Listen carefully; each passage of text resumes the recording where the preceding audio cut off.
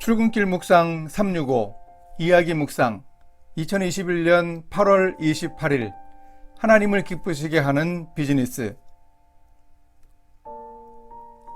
네덜란드에서 태어나 제2차 세계대전 시대를 거치며 고생을 많이 했던 코리 텐 붐 여사가 귀한 간증을 남겼습니다.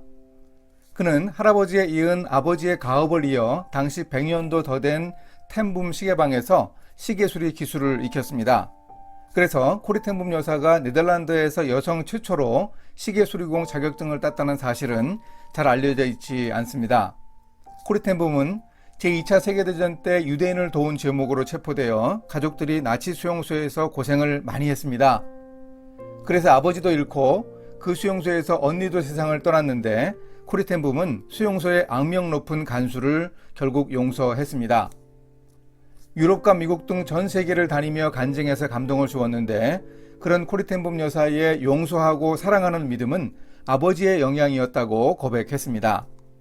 코리 텐 붐의 아버지 캐스퍼 텐 붐은 아침과 저녁으로 가족과 함께 성경을 읽었고 시계방에서는 친절하게 최선을 다해 손님들을 섬겼습니다.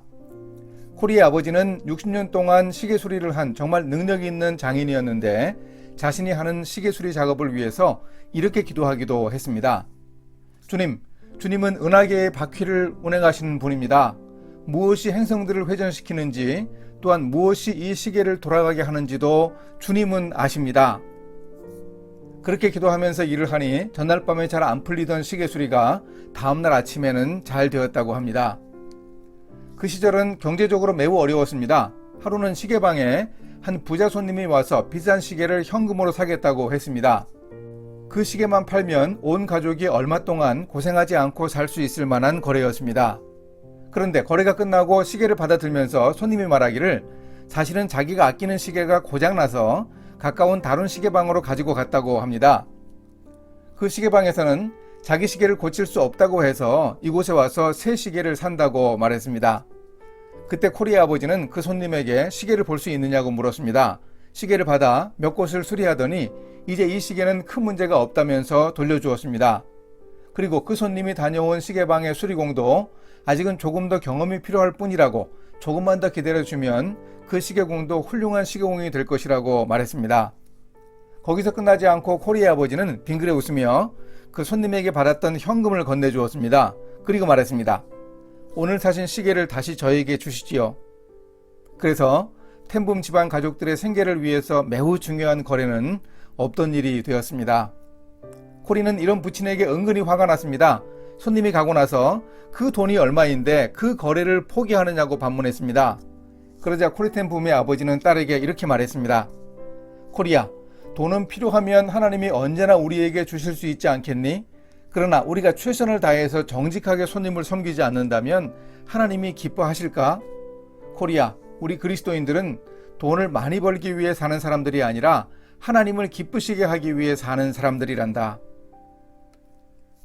지구상에 사는 대다수 크리스천 직업인들이 흉내를 내기도 쉽지 않은 천사표 비즈니스가 분명합니다.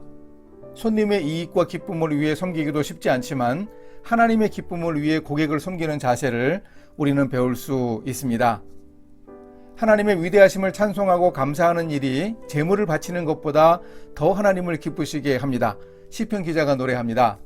내가 노래로 하나님의 이름을 찬송하며 감사함으로 하나님을 위대하시다 하리니 이것이 소 곧 뿔과 굽이 있는 황소를 드림보다 여호와를 더욱 기쁘시게 함이 될 것이라. 잠언 기자도 하나님을 기쁘시게 하는 인생 경영에 대해서 중요한 교훈을 줍니다. 사람의 행위가 여호와를 기쁘시게 하면 그 사람의 원수라도 그와 더불어 화목하게 하시느니라. 하나님을 기쁘시게 하는 일이 무엇일까 생각하며 일하고 행동하면 사람 사이의 관계, 심지어 원수와 갈등을 겪는 일도 해결할 수 있다고 하십니다. 이어서 비즈니스 현장에서 하나님을 기쁘시게 하는 경영 방법을 알려줍니다. 적은 소득이 공의를 겸하면 많은 소득이 불의를 겸한 것보다 나으니라. 이 말씀은 물질적 부에 대한 하나님의 뜻을 알려줍니다. 정의와 공의의 가치를 잊지 말라고 합니다. 하나님을 기쁘시게 하는 일을 우리의 일터에서 실천하기 위해 우리도 노력해야 하겠습니다. 함께 기도하십니다. 하나님 아버지, 이익을 탐하는 모든 자의 길은 다 이러하여 자기의 생명을 잃게 하느니라. 텐붐 시계방의 사업 방법만이 정의로운 비즈니스는 아닙니다. 하지만 많은 이익에만 목표를 두면 탐욕에 빠질 수 있음을 잘 기억하겠습니다. 직업인으로 살아가면서 진정 하나님이 기뻐하시는 이익을 추구하고 있는지 돌아보게 인도하여 주소서. 예수님의 이름으로 기도합니다. 아멘.